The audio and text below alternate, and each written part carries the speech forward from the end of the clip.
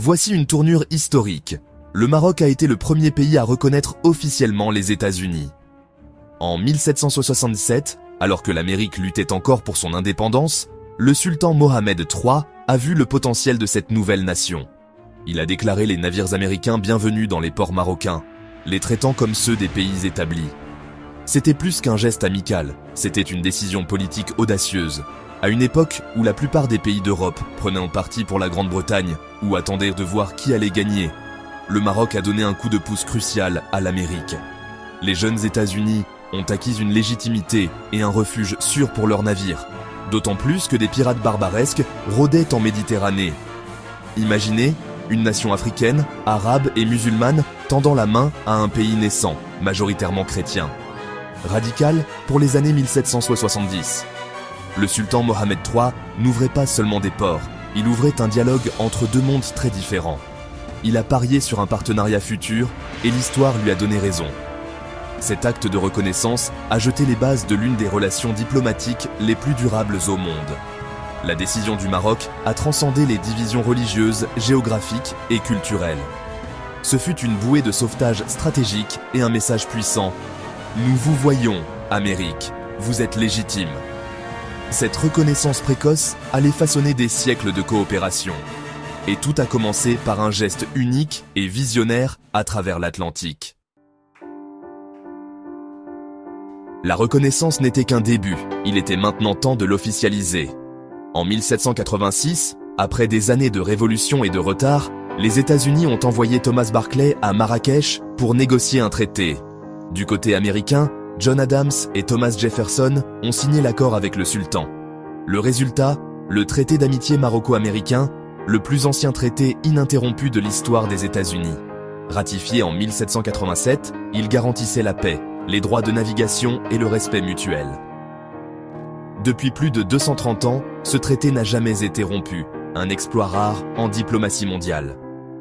Même lorsque les alliances avec les puissances européennes ont changé, les États-Unis et le Maroc sont restés proches. Le président George Washington lui-même a remercié le sultan d'avoir protégé les navires américains alors que les États-Unis n'avaient pas de marine.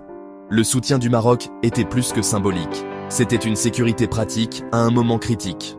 Ce n'était pas seulement de la paperasse, c'était la base d'une alliance durable.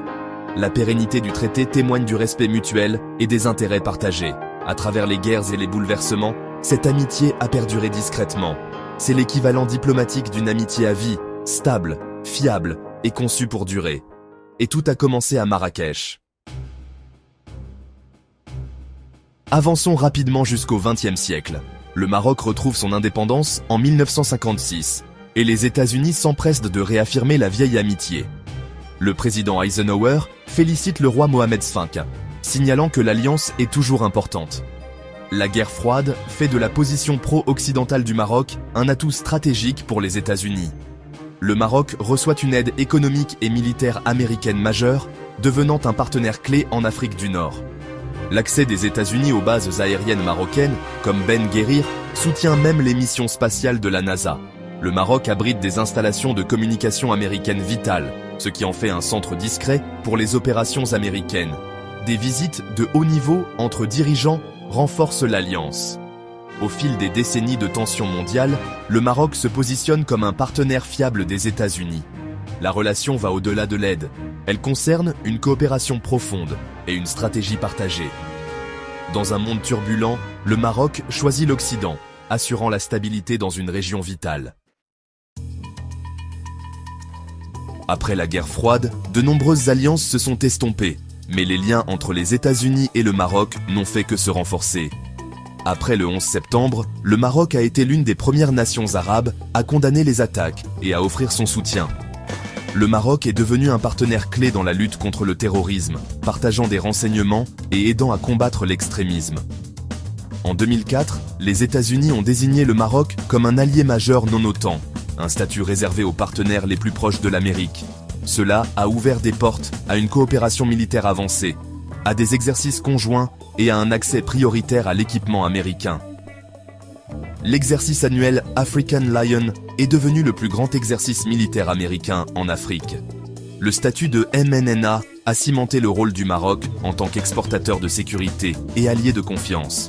Le partenariat va au-delà de la défense. Il s'agit de valeurs partagées et de collaboration future. La fiabilité et l'efficacité du Maroc lui ont valu une place spéciale dans la stratégie américaine.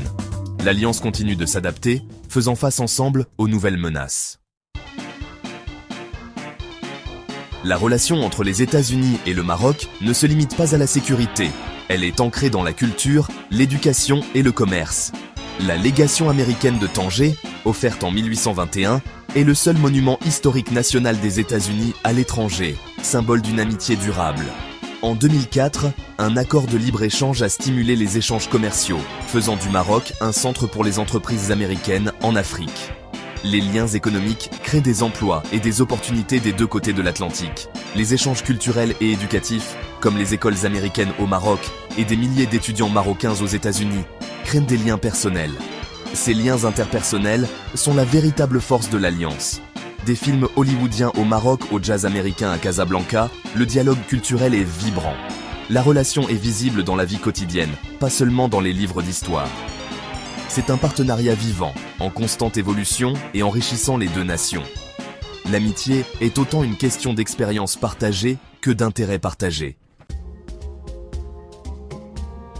En 2025, l'alliance entre les États-Unis et le Maroc reste l'un des partenariats les plus durables de l'histoire.